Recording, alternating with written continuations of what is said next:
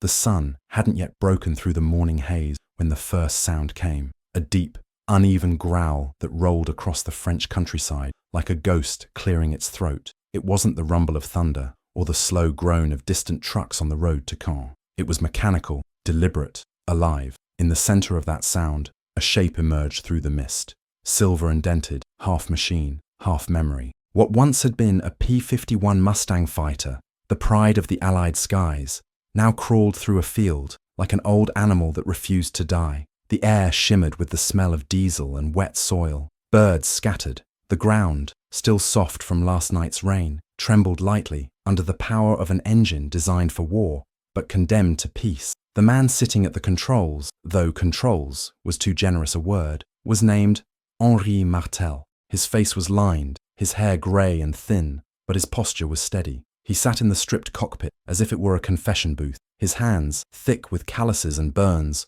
moved with patience. He pushed the throttle forward, and the engine answered like an old comrade remembering its purpose. The machine had no wings now. They had been cut short and flattened, turned into panels to help balance the weight of the plough Henri had bolted to the rear. The once sleek fuselage bore scars, welding seams where bullet holes had been filled, a mismatched patch of paint scavenged from farm equipment. The spinner was gone, the propeller reduced and reinforced to drive the gears that pulled through the soil. But even in its ruin, the Mustang held a strange dignity. The curves of its body still hinted at flight, at the velocity it once commanded, at the way its shadow had once passed like a blade over fields, just like this one. Henri had found it years after rusting in a salvage yard outside Bayeux. The wreck had been dragged there after being shot down near his village in 1954. The story went that the pilot had bailed out and survived, but no one had seen him again. Henri didn't care much for the details. What mattered was that metal was rare, machines rarer still, and his farm, what was left of it, needed something strong enough to pull a plough through ground that still carried bits of shrapnel. So he bought the wreck, paid for it with what little savings he had, and spent months turning it into something that could live again. There was something almost sacred in the way he'd done it. Every bolt he tightened, every wire he replaced, every plate he hammered back into place seemed to erase a bit of the hatred that machine had once been part of. The village had watched with suspicion at first. To them, the idea of seeing that same machine, a bomber escort, a hunter of German armor, a bringer of explosions, working the very soil it once tore apart, felt like desecration. They whispered. Some said Henri had lost his mind. Others said he was chasing ghosts. But when they saw it move for the first time, when that engine, that unmistakable Rolls-Royce Merlin, came alive and roared not for destruction but for life, they fell silent. The echo carried across the hills, bounced off the old stone walls, and faded into something gentler, almost human.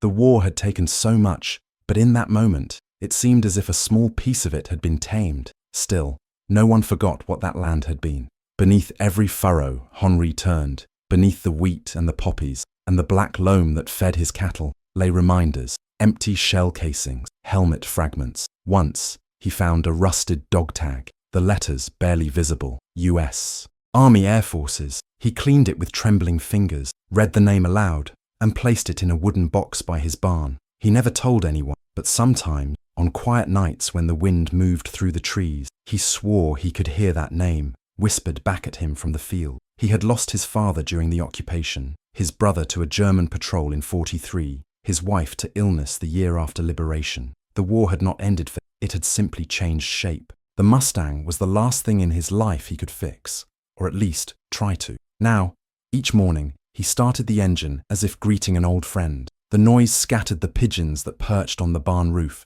sent ripples across the pond, woke the children in the village. Some of them would run barefoot across the grass, their laughter cutting through the rumble, pointing and shouting, "The airplane tractor! The airplane tractor!" They didn't understand, and maybe that was for the best. To them, it was just a strange old machine pulling life from the earth. But the older ones, the men who had fought, the women who had hidden, they would stand by the road and watch, faces unreadable. They remembered that sound, that same metallic growl that once made them dive into cellars, praying it would pass over. Now it passed through the valley like a heartbeat. As the Mustang crawled forward, its shadow moved slowly over the land, a dark shape stretching long and thin across the rows of soil. The past and the present merged there, silently. It was impossible to say whether Henri was trying to erase the memory of war or to keep it alive. maybe both. Some days, when the sun hit just right, the silver body of the tractor gleamed like polished armor, and for an instant, it looked as if it might lift again, not into battle, but into something beyond guilt or purpose, into peace.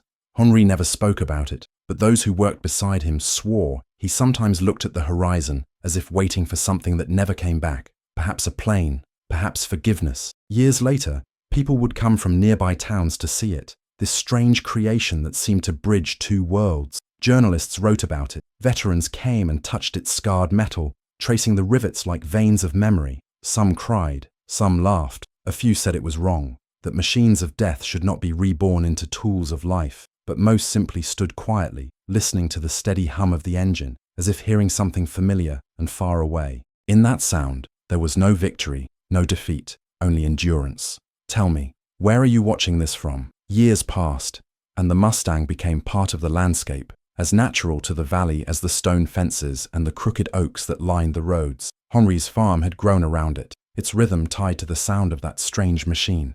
Each season began and ended with the hum of the engine, the same tone that once meant destruction, but now marked the renewal of life. People had stopped whispering about him. The war generation had begun to fade away, their memories slipping into the soil like rain. But the younger ones, born after it all, still came to see the spectacle. They stood by the hedges and watched as the silver hull moved through the fog, a relic of flight dragging behind it the future in furrows. No one called it a plane anymore. It was just Henri's tractor, though the villagers still said you could hear something different in its sound, not quite mechanical, not quite alive. Some said it was haunted. Henri never argued. He kept to himself, as he always had, but time softened. The war had carved silence, a kind of quiet that was not shyness, but survival. Yet when he spoke of the Mustang, his eyes changed. They carried a light that belonged to a man who had built something sacred from the ashes. On Sundays, after Mass, the children would gather around him by the edge of the field, and he would tell them stories, not of battles or heroes, but of the sky. He described how the planes moved like silver birds, how the sun flashed off their wings before they disappeared into the clouds, how the earth would shake when they returned. He never said which side they were on. In his telling, all pilots were the same, lonely men suspended between heaven and hell. Sometimes, he'd pause mid-story, glance toward the Mustang, and fall silent. The children waited, thinking he had forgotten where he was, but he hadn't. He was remembering. The village began to change. Roads were paved, power lines hung, new houses built where ruins had once stood. But Henri's land stayed much the same. The barn leaned further each year, the trees grew thicker, and the Mustang aged with him. Its paint peeled, its metal dulled, its engine coughed more than it roared. Yet he refused to replace it. It still breathes, he would say. So do I. There was a pride in that, the stubborn kind born from men who had lived through enough to know the value of persistence. And though the machine's purpose was humble, there was something almost mythic in its endurance. It had been built for war, made to endure heat, speed, and violence.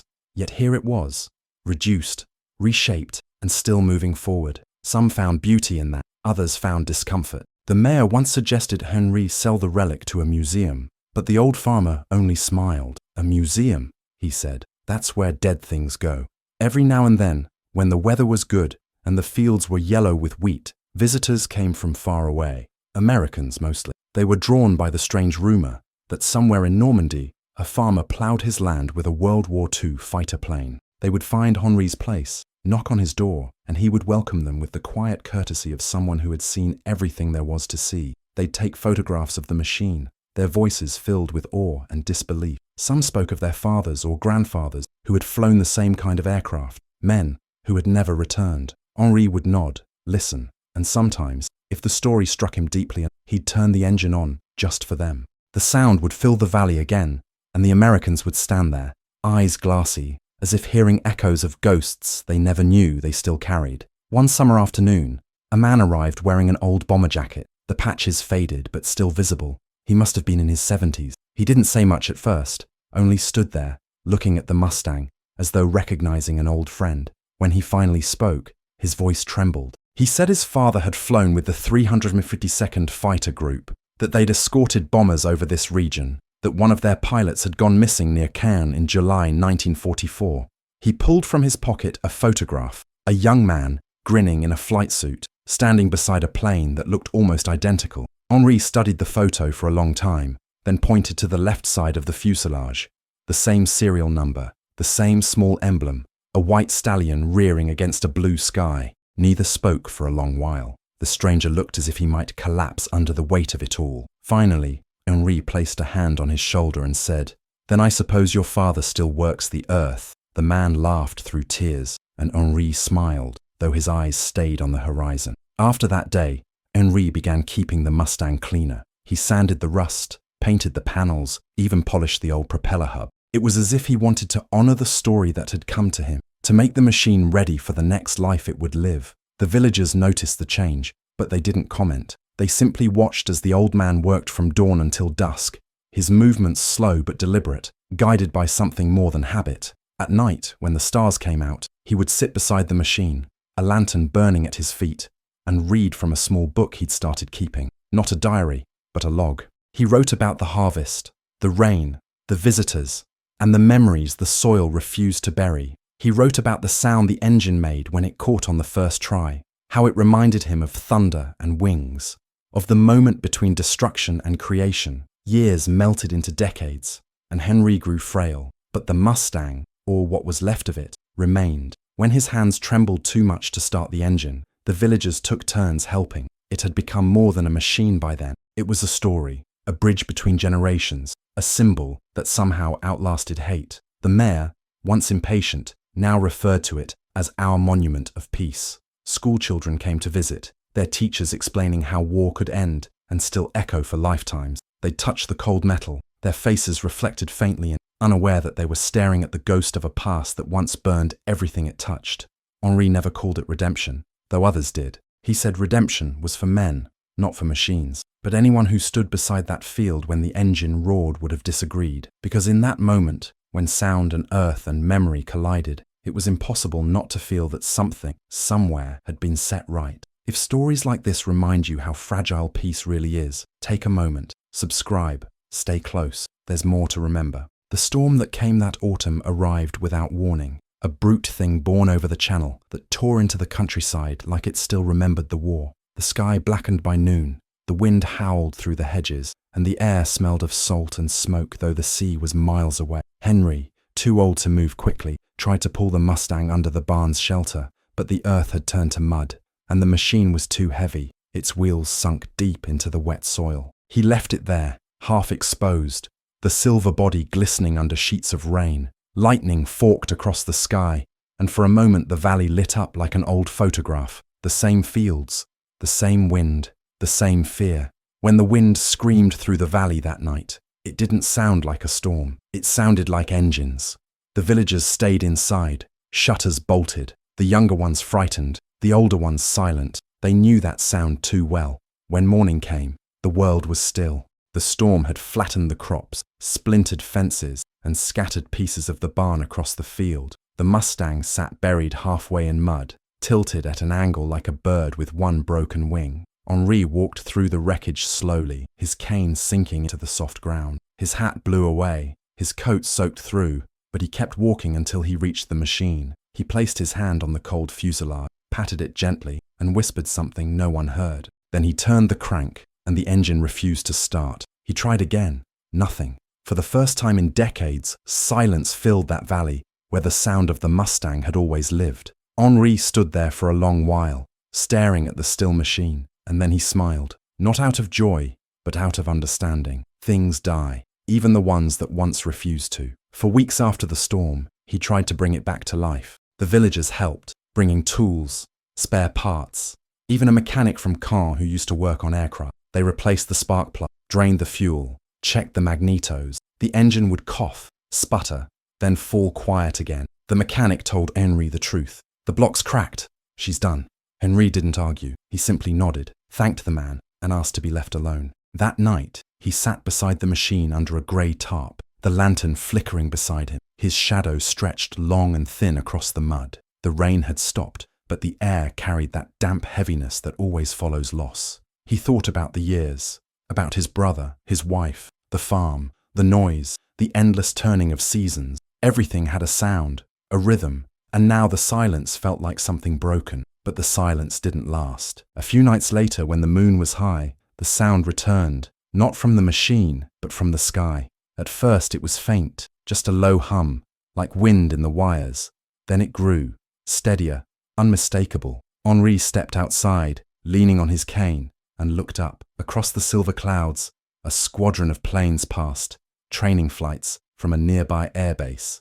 Modern jets, sleek and fast, their lights flashing red and white. He watched them until they disappeared beyond the hills. For a moment, the noise shook something awake in him. It wasn't fear this time, it was memory, raw and sharp, but not cruel. He turned back to the Mustang, resting in the field, and realized that maybe it didn't need to run anymore. Maybe its purpose had already been fulfilled. The next day, he began to strip it down again, this time not to repair it, but to preserve it. He cleaned the panels, sealed the cracks, and replaced the missing bolts. He painted its nose bright red, like the old 350 seconds colors, and on the side, he wrote a single word in faded white paint: home. He said it wasn't for him, it was for the pilot who had once sat inside it, whoever he'd been. The villagers came to watch, offering help, but Henri waved them off. Some things, he said, you finish alone. It took him weeks, but by the time he was done, the Mustang looked whole again, even though it would never move. He parked it at the edge of the field, facing west toward the setting sun.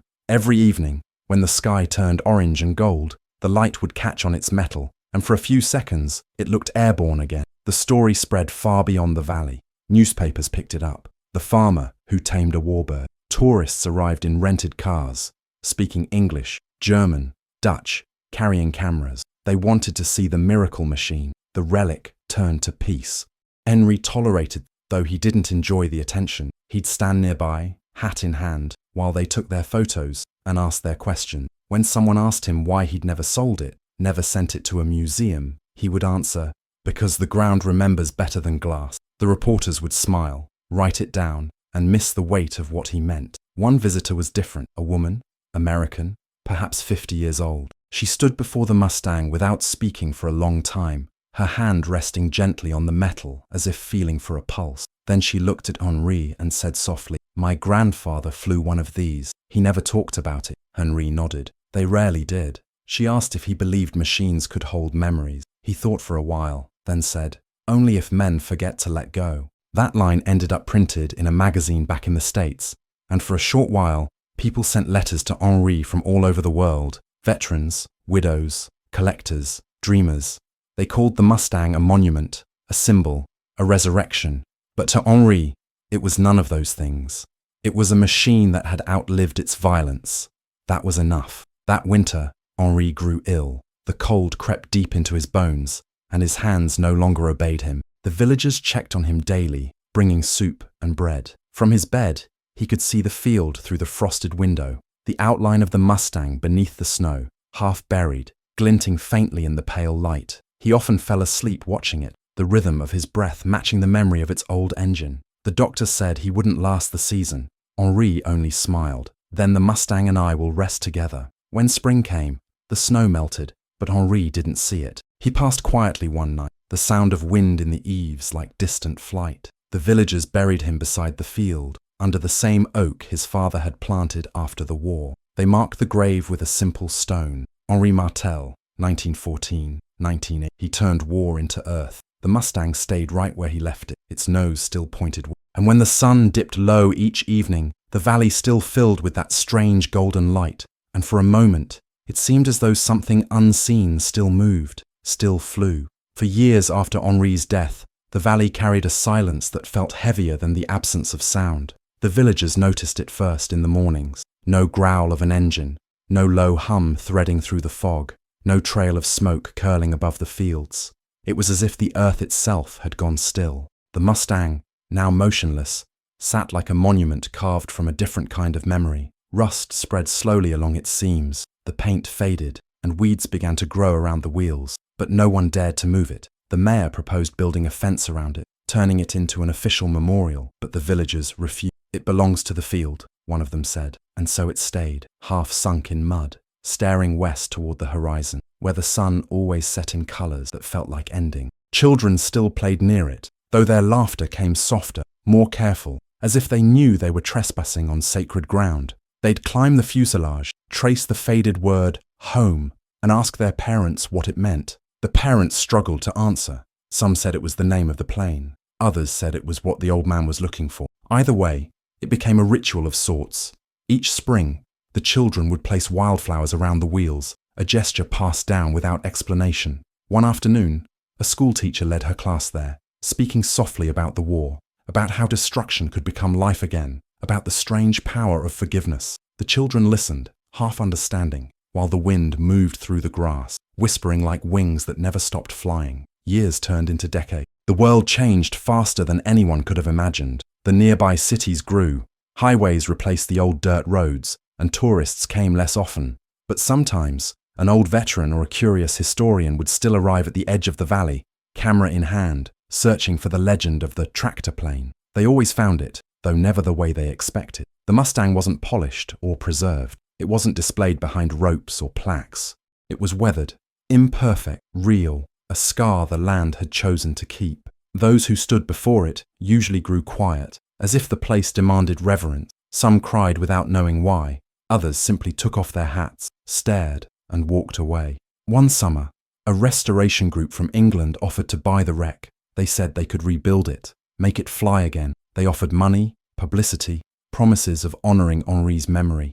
The villagers gathered in the small café by the church to discuss it. Opinions divided the room. Some argued that the Mustang deserved to fly once more, to live again in the sky where it belonged. Others said that taking it away would erase everything it had come to mean. The debate lasted hours, voices rising and falling like the tide. In the end, an old farmer, one of the last who remembered the occupation, stood up and spoke. "Let it rest," he said. "It's flown enough." And that was that. The British team left empty-handed, and the Mustang remained, its silence unbroken, its story untouched.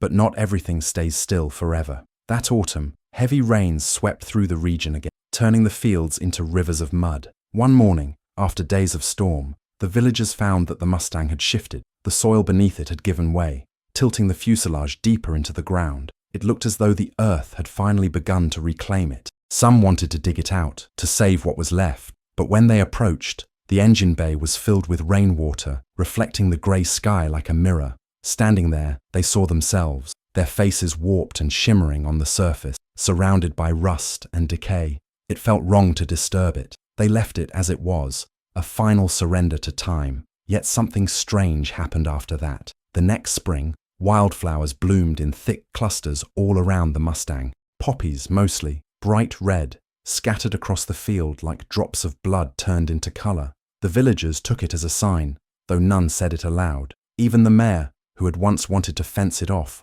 walked out one morning and removed the small "Keep Out" sign he'd posted years before. He placed it against the barn wall and said, "Let the land speak for itself," and it did. Every year, the flowers returned, thicker, brighter, spreading further down the valley, as if carrying the memory outward. A photographer from Paris came that summer, drawn by rumours of the blooming field. She spent days capturing the scene, the silver corpse of the Mustang surrounded by a sea of red, the distant farmhouse leaning under the weight of years. When the photos were published, they caught the world's attention again.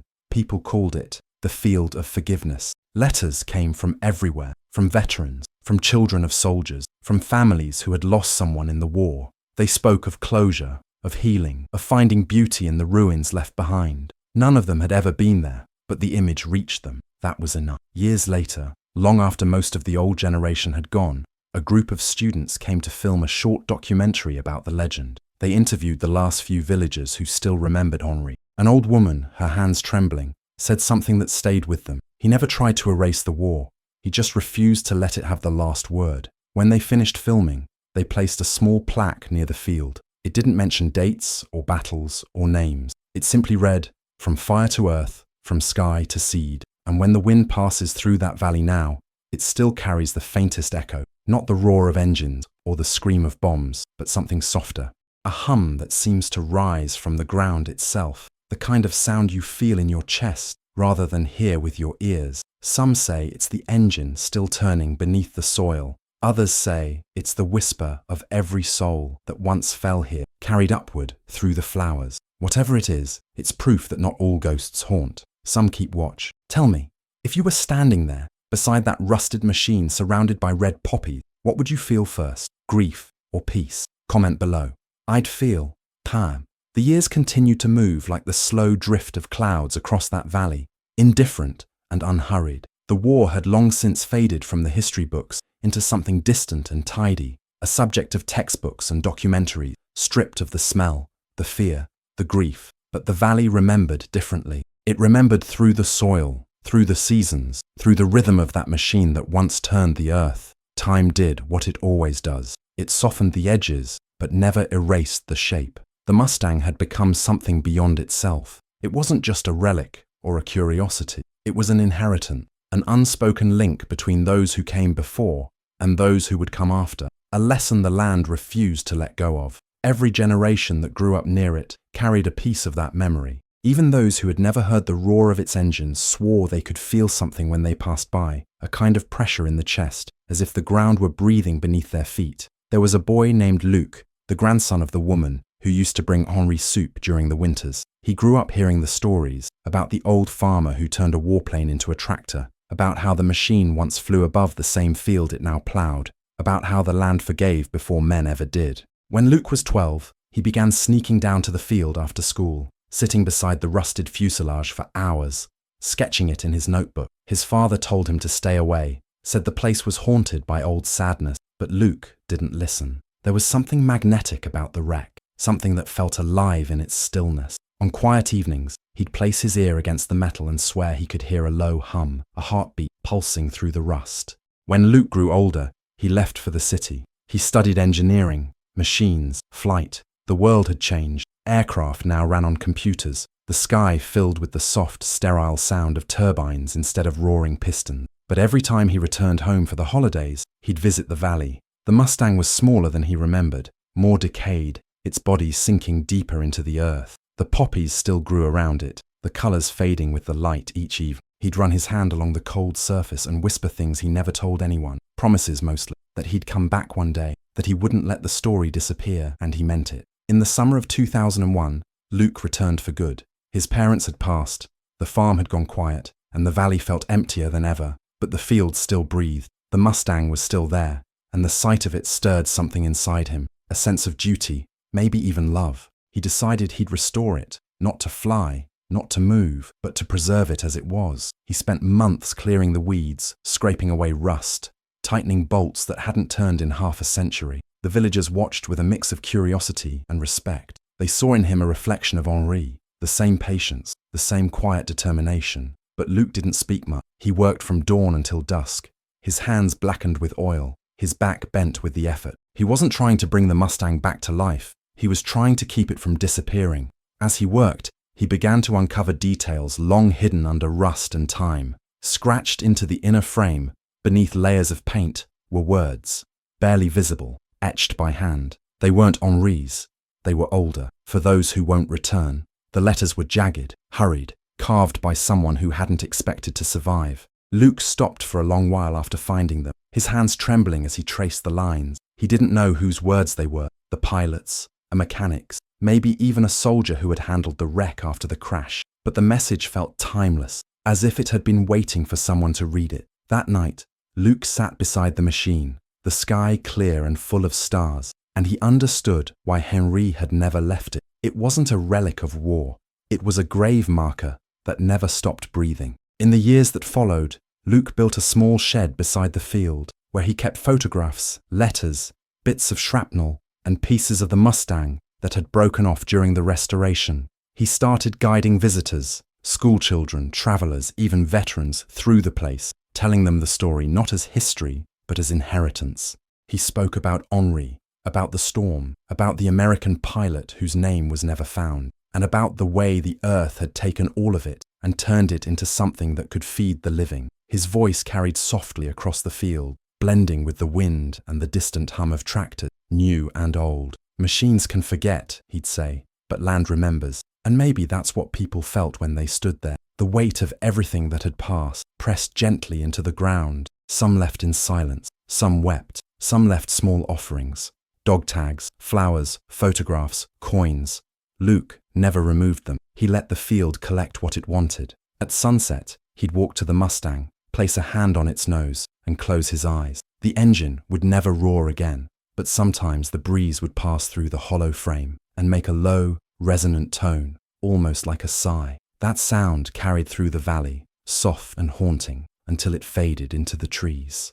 There are places in the world that refuse to let memory die. The Valley of the Mustang is one of them. The soil has absorbed everything: blood, metal, sweat, tears, and somehow turned it into forgiveness. Henri's story became Luke's, and Luke's became everyone's who came to listen. The Mustang no longer belonged to one man or one war. It belonged to time itself. If you've ever seen something broken become beautiful, hit like, share this story, and keep it alive for someone who needs to remember what forgiveness sounds like. By the time Luke grew old, the world had changed beyond recognition. The small villages of Normandy that once carried the scars of war had become quiet sanctuaries of peace, their fields stretching under new skies, filled with satellites and jet trails that no longer frightened anyone. Tourists passed through the region in rented cars, following GPS routes that never mentioned the valley where the Mustang slept. The war had become history, and history had become memory. And memory, like the engine of that old plane, sometimes needed a push to start again. Luke knew that better than anyone.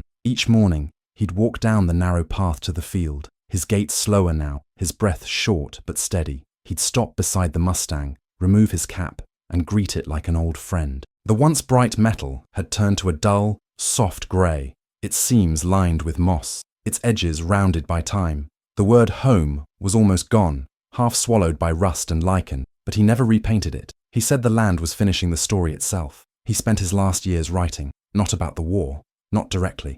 His pages were filled with quiet observations, the way fog moved through the valley in the mornings, the sound of the poppies rustling in the wind, the colour of the soil after rain. But woven through it all was the same thread that had bound Henri's life. The relationship between men and machines, between destruction and rebirth, between the things we build to conquer and the ways they end up humbling us. He called the notebook Engines of Memory. When he finished it, he left the last page blank, as if waiting for someone else to continue. He said it was the same lesson Henri had taught without words, that not all stories need an ending, only a place to rest. One spring afternoon, Luke received a letter from an American university. They were researching wartime aircraft wrecks across Europe, mapping their fates after 1945. Someone had told them about the tractor plane of Normandy. They wanted to study it, maybe even recover it for preservation. Luke didn't respond right away. He kept the letter on his table for weeks, the paper slowly curling at the edges. When he finally wrote back, his answer was simple. It's not a wreck, it's a witness. They never replied. And that was fine. Some things weren't meant for museums. Some were meant to stay where they fell, to become part of the world they once tried to destroy. In his later years, Luke began to notice small changes in the valley. Birds nested inside the open cockpit, their feathers scattering through the air when he approached. Wild rabbits made burrows beneath the landing gear. Once, a deer brushed against the fuselage at dawn, leaving a thin trail of dew and fur across its side. The land had fully claimed the machine now. It no longer looked out of place. It looked inevitable. When the wind passed through the hollow panels, it sang in low, uneven tones, almost musical. Luke sometimes stood there with his eyes closed, listening. He said it sounded like the sky remembering itself. When Luke died in his sleep one winter, the villagers found his notebook on the table, open to that final blank page. They buried him beside Henri, under the same oak that had watched 2 generations come and go. For a time, no one tended the field. The weeds grew thick, the flowers scattered unevenly, and the path became harder to find. Decades slipped by, but every so often, travelers still came. Some found it by accident, following an old story they'd heard from a grandfather or a friend. Others came with purpose, carrying fragments of history, medals, photographs, rusted airplane parts, to leave at the site. Each visitor added a layer to the legend, until the story of the Mustang became less about one place and more about the idea that peace can grow from anything, even steel once built for killing.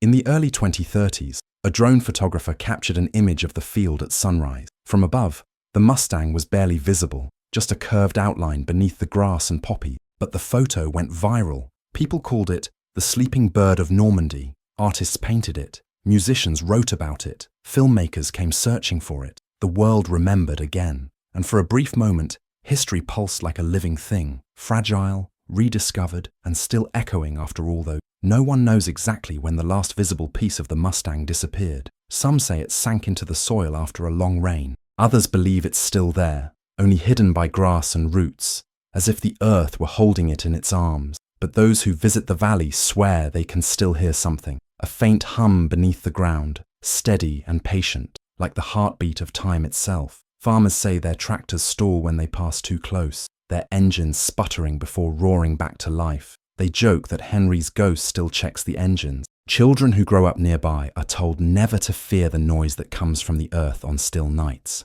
That's the Mustang dreaming, their parents tell them. That's the sound of what used to be. And maybe they're right, because peace, like memory, isn't silent. It hums, it whispers, it lingers in the soil, in the metal, in the air we breathe long after the battles have ended. In that valley, under the weight of years, the story still moves, not fast, not loud, but endlessly forward. If stories like this remind you that even silence can carry the sound of survival, stay with us, like, share, and let the hum of history keep echoing. The valley no longer appears on most maps. It's a bend in the landscape now, quiet and unremarkable, the kind of place you pass without knowing what lies beneath your tires. The old road that once led past Henry's farm has been rerouted, and the field where the Mustang rested is just another patch of farmland, folded into the rhythm of seasons that have forgotten the men who once gave them meaning. Yet when the sun sets low over Normandy, and the wind drifts from the west carrying that faint metallic tang of the sea, there's still a shimmer that rises from the soil, a light so soft and fleeting that travellers sometimes stop their cars, wondering if they imagined it. It's not a flame or a ghost, not something you could photograph or measure. It's the residue of memory, clinging to a place that once bore the weight of redemption. No one alive remembers Henry or Luke, not truly. Their names have faded into church records, their graves softened by moss, but their story lingers in the voices of those who still live near the valley. The new farmers tell their children not to plough too deep in the western field, not because of superstition, but because the land there feels different, softer, more fragile, as if it's holding something in its sleep. They say the earth hums there when the rain is heavy, a low, steady vibration that runs through the soles of your boots. Old tractors stall there sometimes, their engines sputtering before catching again. Most people laugh it off, but some listen closely and swear they can make out a rhythm in that hum, something like the turning of a distant propeller, something like breath. Each spring, the poppies still bloom. They come in thick waves, red and wild, spreading further each year until the field looks like its bleeding colour. The locals no longer call it Henri's Place. D'ici, they call it Le Champ du Souvenir, the Field of Remembrance.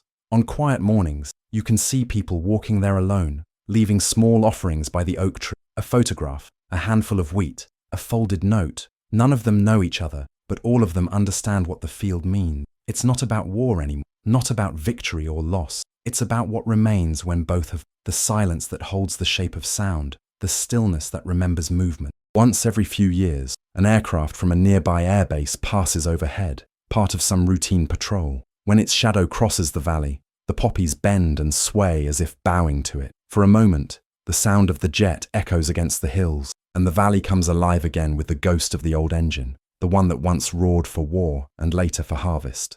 And though the sound fades quickly, it always leaves behind a feeling, not fear, not sadness, but something gentler, like gratitude. Those who hear it often stop what they're doing, as if instinctively honoring the noise that built their peace. The field doesn't speak in words, but if it could, it would say that redemption is never simple. It would say that men make machines for power, and time turns them into symbols. It would say that forgiveness isn't an act, but a process, slow as the rust that eats through metal, patient as roots finding their way through stone. It would say that nothing ever truly ends, not sound, not memory, not the things we build or break. Everything lingers somewhere, waiting to be found again in another form, maybe in a whisper, maybe in the hum of an old engine under the earth. And perhaps that's why people still come, not for the story of the war, but for what came after. They stand among the poppies, feeling the breeze on their skin, and they imagine Henry's hands gripping the controls, Luke's voice guiding a group of children through the tall grass, the sound of the engine breathing one last time. They close their eyes and hear it, not as noise, but as a pulse, a reminder that peace is not silence, but endurance. The Mustang has become invisible now, buried completely under layers of soil and season, yet its presence hasn't dimmed. It exists in every rusted hinge, every windswept petal, every heartbeat that passes through that place. And when night falls over the valley, the stars come low and bright, reflected faintly in the damp earth. From a distance, The field looks as though it's glowing, a constellation turned upside down, the sky mirrored in the soil. Somewhere beneath that light, the Mustang sleeps, not destroyed, not forgotten, just at rest, as all things that have done their duty deserve to be. If you felt the weight of this story, let it linger a little longer. Like, subscribe, and let these echoes keep traveling, so that somewhere, someone who has forgotten what peace sounds like might hear it again.